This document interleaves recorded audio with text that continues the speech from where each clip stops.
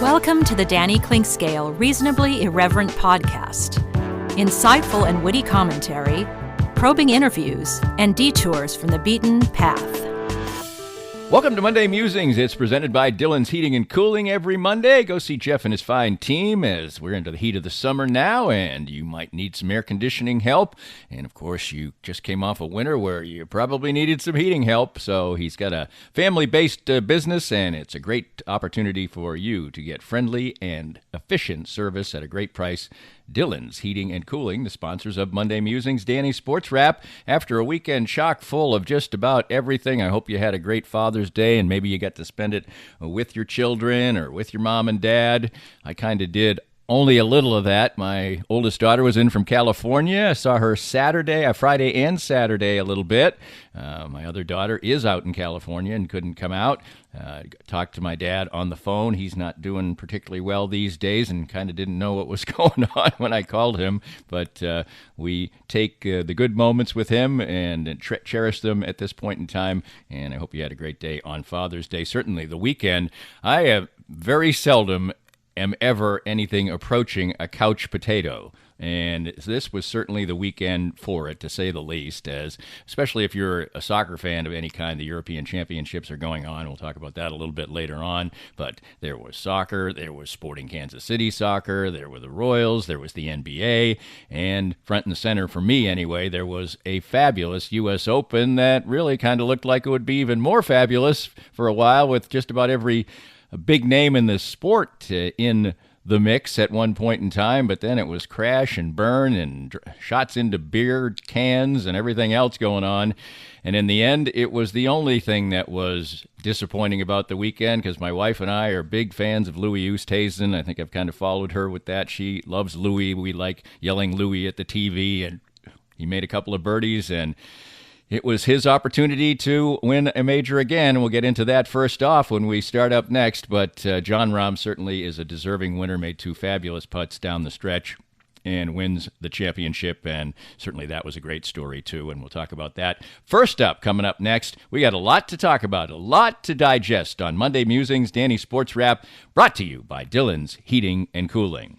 More of Danny's Reasonably Irreverent podcast after this. Time to spend a few minutes with my good friend Jeff Dillon from Dillon's Heating and Cooling. And Jeff, what differentiates your company from others in the industry? Plain and simple, we're honest.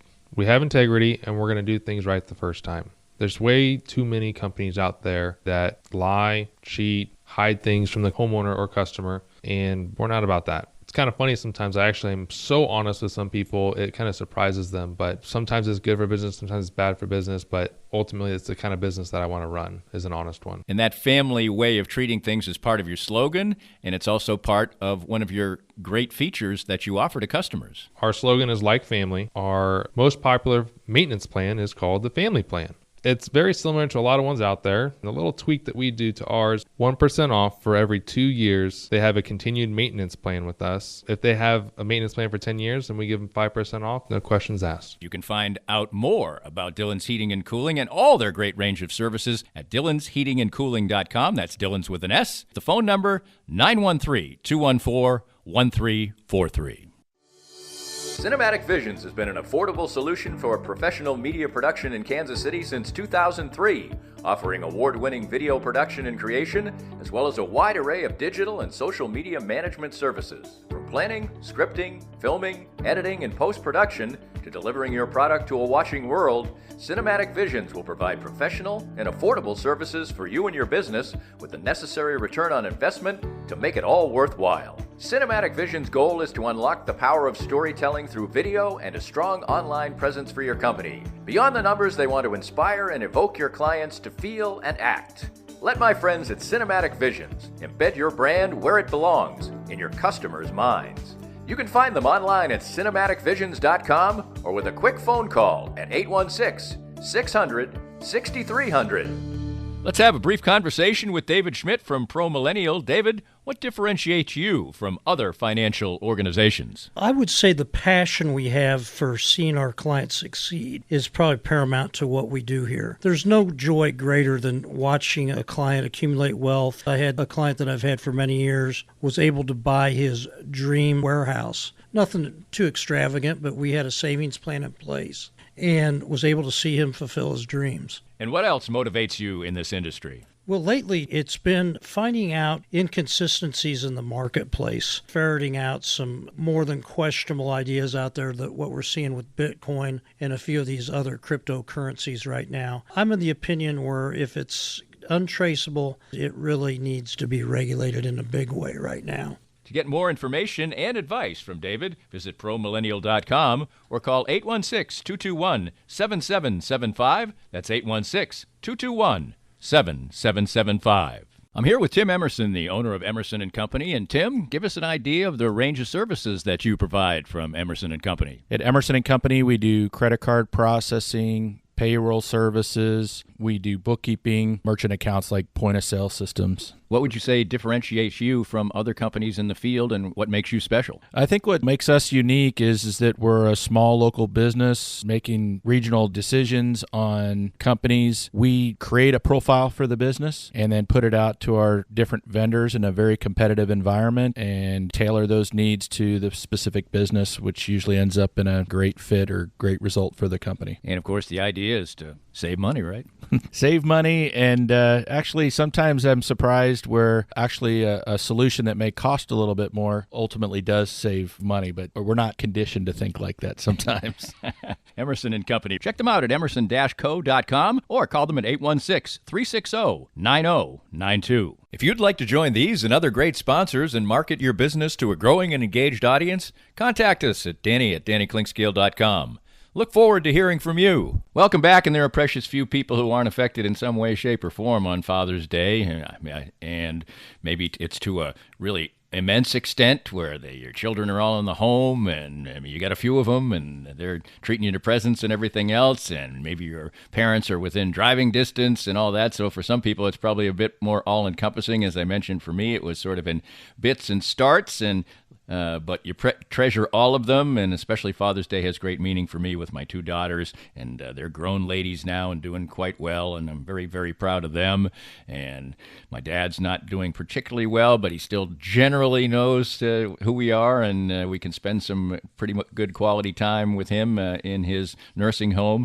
But for me, it was on the phone, and that's a little more difficult for him yesterday, but still, I treasured the memory of him, put up a nice Facebook post with some of his old pictures from his TV days, and it just was a very special day. And of course, Father's Day is always the day of the final round of the U.S. Open, and that's really what is a real fun thing for me. Now, ordinarily, back in the day when I did a little bit more of this, I would usually, and the tournament was on the East Coast, I'd DVR it. It would have worked out better. I usually used to play golf on Father's Day. It wouldn't be particularly crowded out there in the afternoon after people had played golf with their dad or taken their dad to play golf. But on this day, I did not do that. I don't get out to the golf course as much as I would like these days, but I was very, very excited to watch the U.S. Open, and it did not disappoint except for the final result, which I still could live with, because about the only result that I probably would have really hated was Bryson DeChambeau winning the tournament, and he absolutely collapsed, and then further made me not be a fan of his by trying to completely dismiss it afterwards after he shot a dandy 44 on the back nine. But for a while there, it was the most amazing golf tournament maybe that anybody has ever seen, with just about every big name in the sport involved, even people who would fade away quickly, like Justin Thomas, who got into the mix early on and then fell away. But then eventually, as everybody was making the turn or just about at the turn, there were 6, 7, 8 of the top players in the world all stacked up, and it looked like it was going to be an incredible firehouse finish. But then, as it can happen at the U.S. Open, and the pressure ratchets up, the likes of Rory McIlroy and DeChambeau and Brooks Koepka and others, Xander Schauffele, Colin Morikawa, they all started making big mistakes, and eventually it pretty much boiled down to Jon Rahm and Louis Oosthuizen. And when Louis made birdies at 9 and 10, my wife and I were jumping around, scaring the dogs, yelling Louis, and we thought maybe it was time he was going to overcome the bugaboo. Thank goodness he does have a major championship from the Open Championship in 2010, because yesterday marked his 6th runner-up finish. He hasn't missed a cut in a major championship in a decade. He's an incredible factor just about every time an important golf tournament is teed up, but he doesn't seem to focus that much on the other tournaments. A little Brooks Koepka-ish, although he's won all around the world during this time. He hasn't won on the PGA Tour since that Open Championship, which does count as a PGA Tour win. And he really didn't do anything wrong. Could he have made a birdie or two just after he made his birdies, or one more birdie and maybe put a little more pressure on Jon Rahm? Yes, he could have, but he made some clutch par putts. After he made bogey on 11, he played even par golf for the rest of the back nine on the U.S. Open with a lead. That usually would be enough, but it was not enough in this case, because Jon Rahm did what fantastic players do in big-time situations, which is to make two very difficult putts on 17 and 18 after he missed quite a few makeable birdie putts all around. He hit the ball better than anybody on Sunday. He eventually made those two clutch putts. He was a deserving winner. It was a great story 2 weeks after he was disqualified for COVID from the Memorial Tournament with a 6-shot lead heading into the final round. Also going into quarantine, he didn't get to see the first time that his parents saw his son for the first time, and his father was in town for this one, so there were a lot of reasons to root for Jon Rahm, and he seems like a really genuinely nice guy and gets emotional, and he's fiery on the golf course, but has tamed that a little bit, and certainly the only thing that was to his benefit really on those two putts is that the putt at 17 was almost ended up being a teach for the putt on 18. They were both left to right with fairly significant break. They were very difficult putts. He easily could have missed both, and Louis would have been the winner, and I would have been a happy man, and my wife would have been a happy lady. But an absolutely deserving win in thrilling fashion, and the reaction he has with the big fist pumps and everything is really fun to watch. And so was there a little bit of disappointment for me? Sure, there was, because I wanted Louis to win, and the disappointment has got to be great for him. He's 38 now, and 6 runner-up finishes in majors. He's got the runner-up Grand Slam. He already had that, as a matter of fact. And as I said, just so glad he did get that major in his first crack at it, because if he had all these runner-up finishes with no major to his credit, it would really, really be disappointing. But certainly he was heartbroken, and would anybody be surprised if he was in the mix again at the Open Championship, which comes up in just a few weeks as well. But if you like golf, it was a thrilling Sunday. The coverage was really great. Paul Azinger trotted out some really funny lines as the players were crashing and burning. He was like, the sports psychologists have to be rolling over. He's like, I taught you better than this.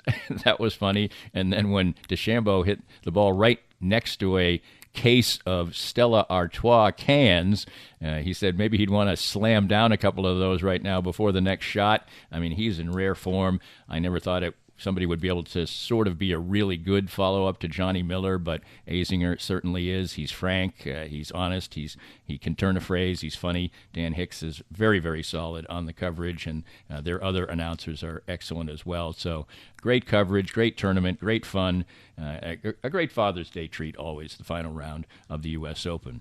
Well, also on Father's Day, I'll say this a couple times subsequently the day after, this sport is a funny thing, funny game. I'm going to say it about soccer coming up. I'm going to say it about baseball, because the Royals couldn't have been playing any worse. And here come the Red Sox to town, one of baseball's hottest teams, and a team that has really been thumping the baseball. And what did the Royals do? They go out and win 2 out of 3, winning yesterday by a count of 7-3.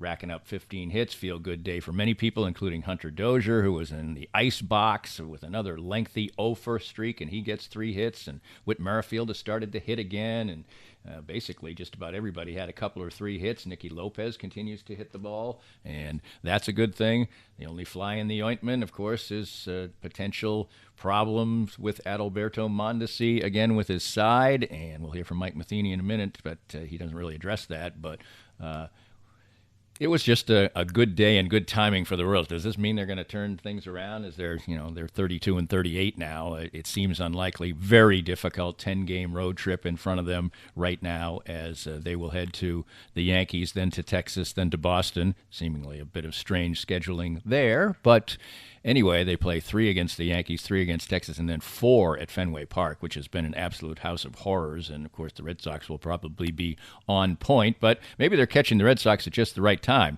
These 2 series with the Red Sox are bookended around series against the Rays and the Yankees for the Red Sox. So maybe the Royals will be sort of looked past. Maybe they look past him coming in. Maybe they'll look past him on the other end of this after the series against the Rays and the Yankees.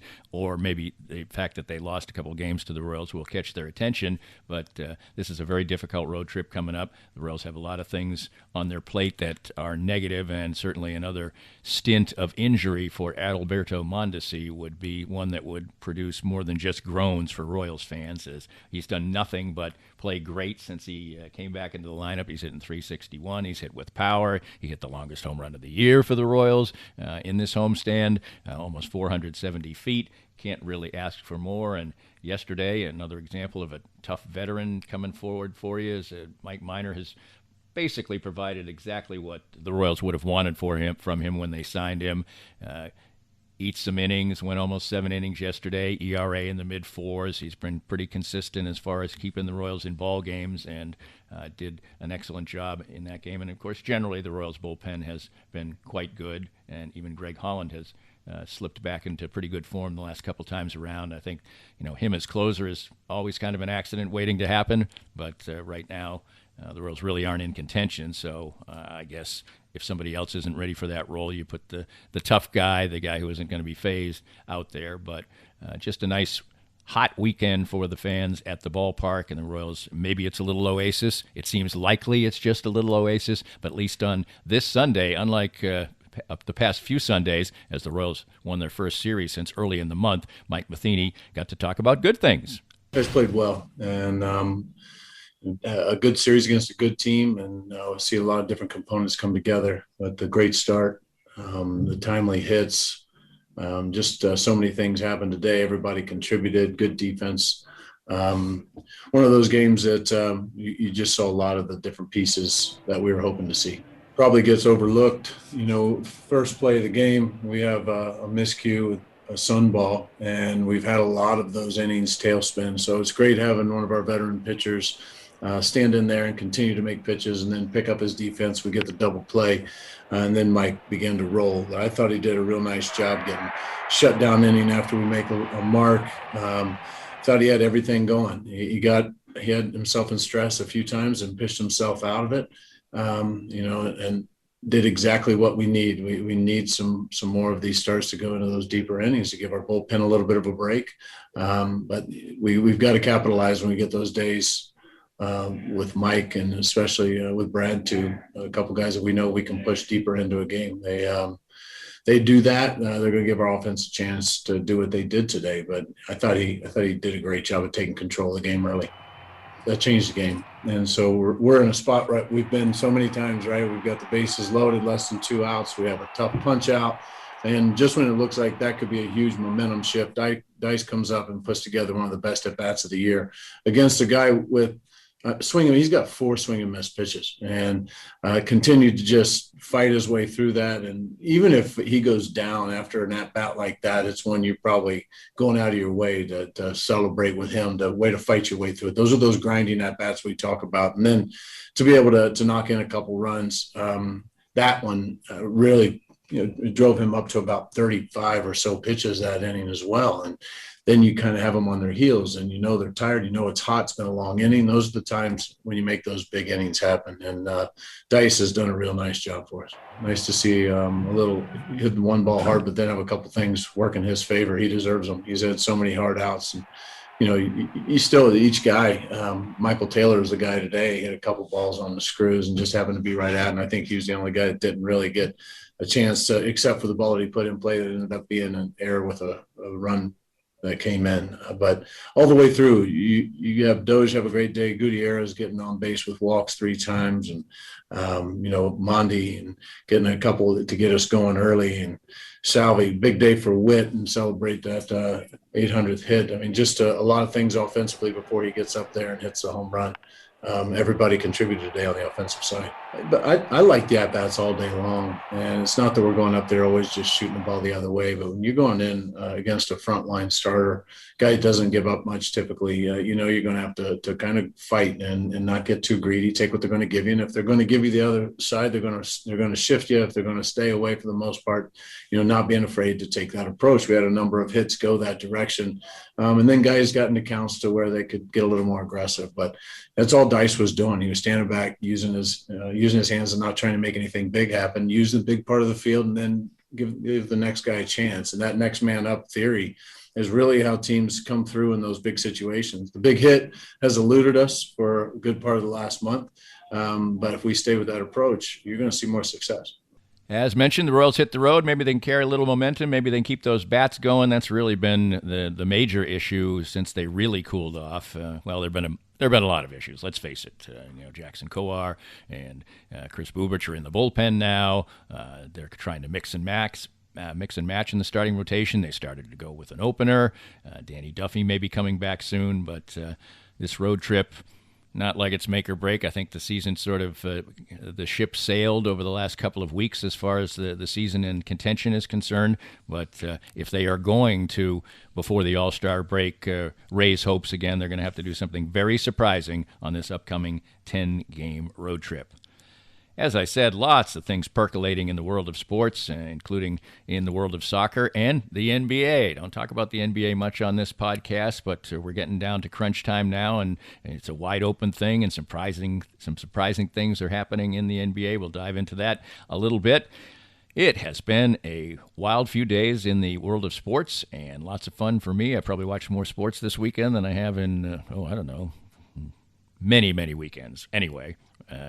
And it was enjoyable for me, and I got a little bit of taste of being a couch potato, which I can't say I'm a couch potato. I actually use a lounging chair when I watch the sports in this particular setting. So the lounge chair lizard will be back with you coming up next. More of Danny's Reasonably Irreverent podcast after this. I'm here with Joe Spiker, owner of Easton Roofing, and boy, we had to negotiate a million things in 2020, but Easton Roofing navigated them all. As 2021 rolls out, what should we expect this coming storm season? Well, Danny, it'll be the same thing as it is every year. The storms come, and you've got the guys out knocking on doors offering quote-unquote free inspections.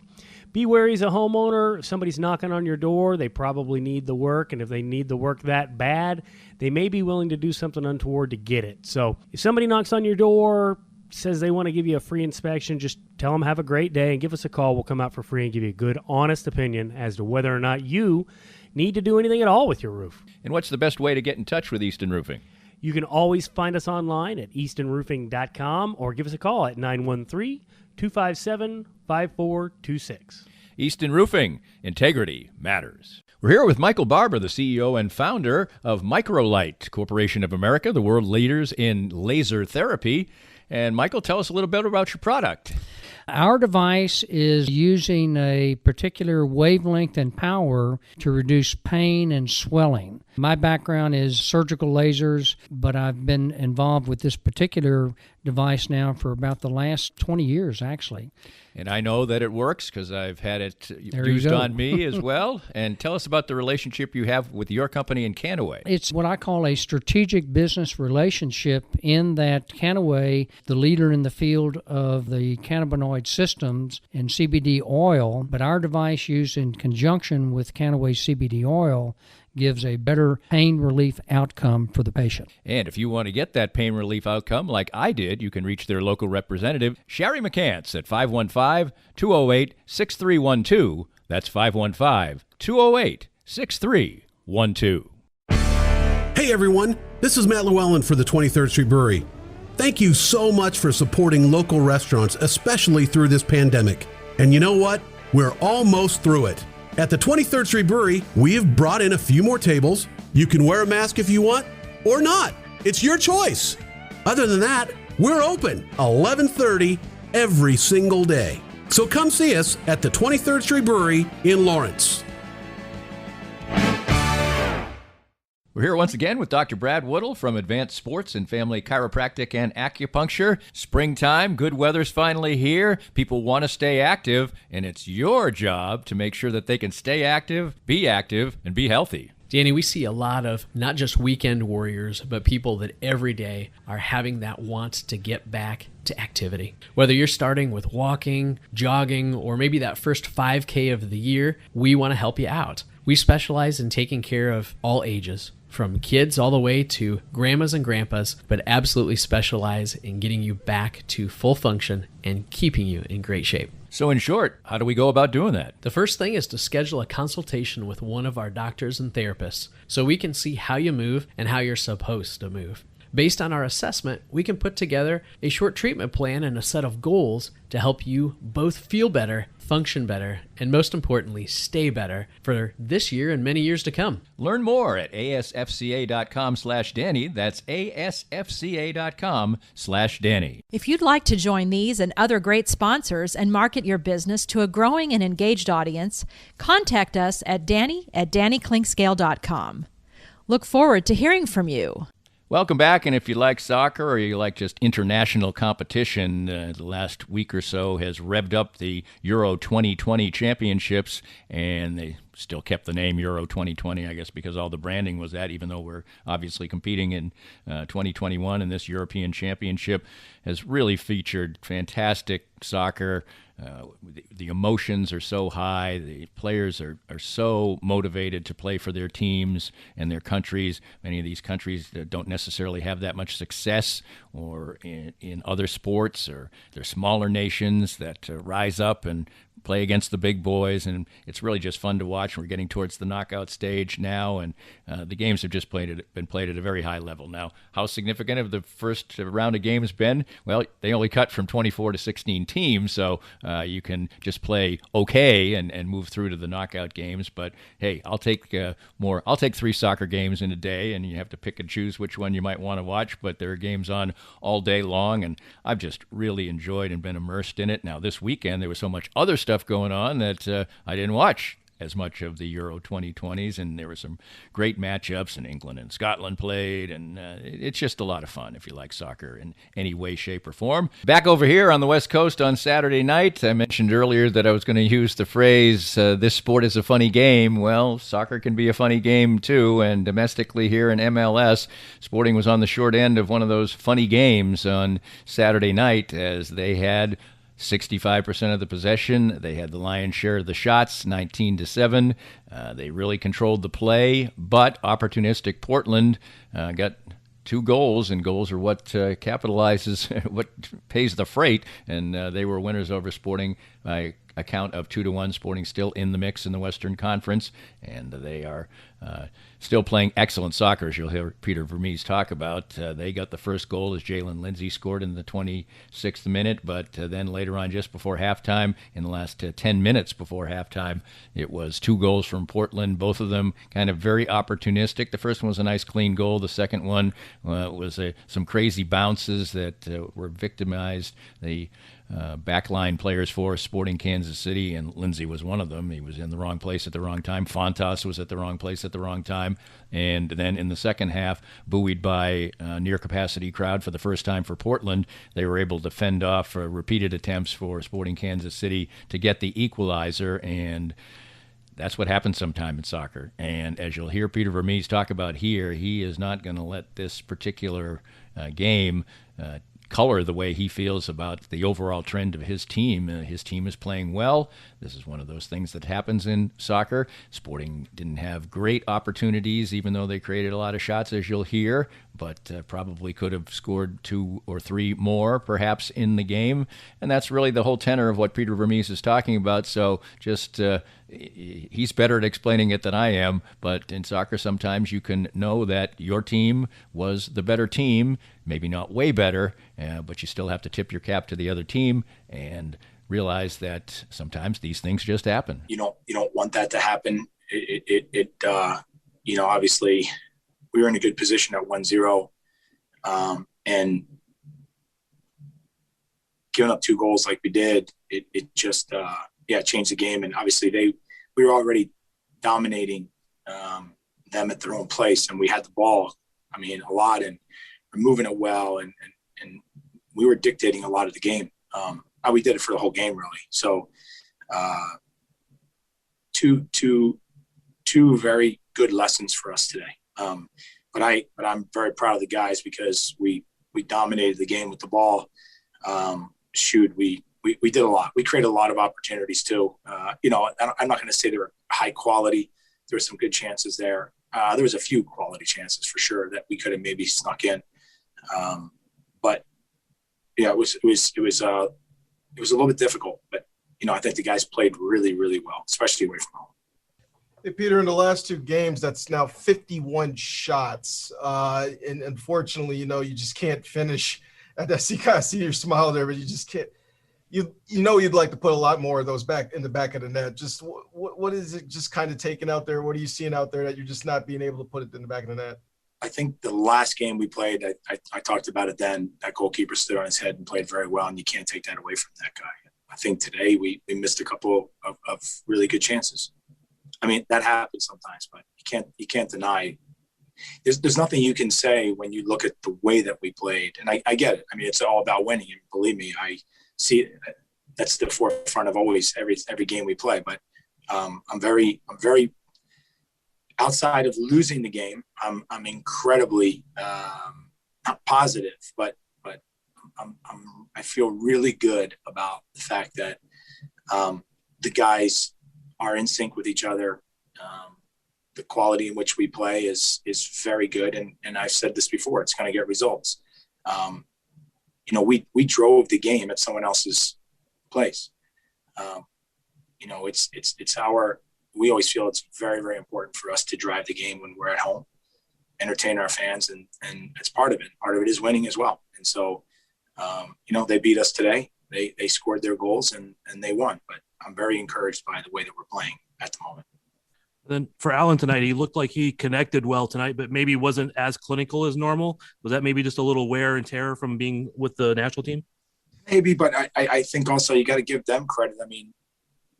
They were doing everything they could to stop him. There was 3-4 guys around him.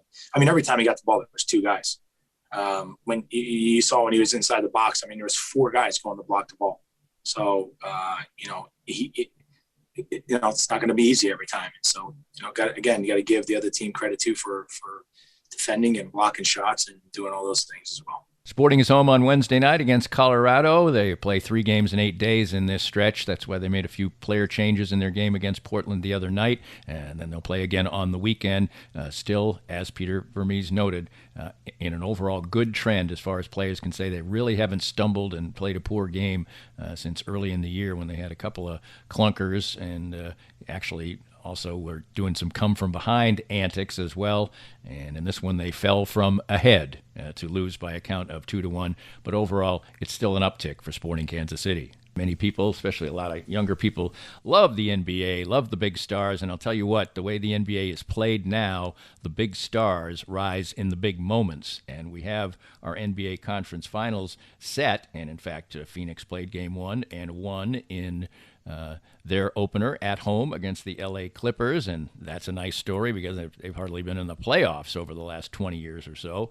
And, of course, they've got a star in Devin Booker. And even with Chris Paul out, he rolls up a 40-point triple-double as they beat the Clippers. Big stars missing in this series right now. Kawhi Leonard out for the Clippers, Paul out for the Suns. But always entertaining basketball these days, high scoring, and as I said, the stars do shine. Paul George had a fantastic game for the Clippers in defeat in that particular game. Now, over in the East, we got the two surprise results as the Philadelphia 76ers were ousted by Milwaukee, and in that game, there was another star shining big. Giannis Antetokounmpo had 41 points and another masterful performance for him, and that overcomes 48 points for Kevin Durant, as he's been spectacular in this playoffs, or was spectacular in this playoffs.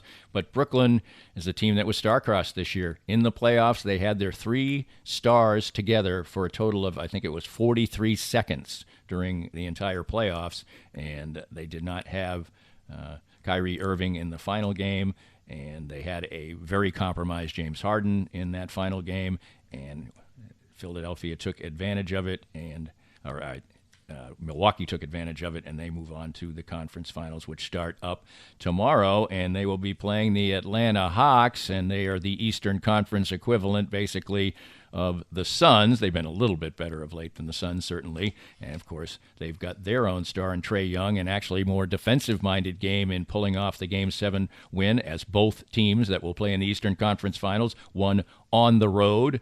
Another great feat for those teams. Young only shot 5 for 23, but still had a great floor game, and the Atlanta team played good defense, and they are a team that is easy to root for. They've got a lot of spirit. They seem to have fun playing with each other. That seems sort of the opposite of Philadelphia, which seems like a group of individuals and a team that so much has been expected of. And Joel Embiid, KU fans probably a lot of them root for him, but he played through really a fairly significant injury and trying to get out there and play every single game, and it just wasn't to be for the 76ers. And the process, as it were, gets discussed every time with this team because they had so many high draft picks and they have so many players who are paid like stars. And, of course, now Ben Simmons is under the microscope because he shot 30, set a record for the worst free throw percentage of anyone who shot a significant amount of free throws in a postseason. Can't shoot the three-pointer, or even doesn't even try. And he is a good defender and he is a good passer, but he's being paid $30 million and to be a superstar, not a complimentary player. And Philadelphia really gets. They got way more attention, it seems, for losing than Atlanta is being given credit for winning.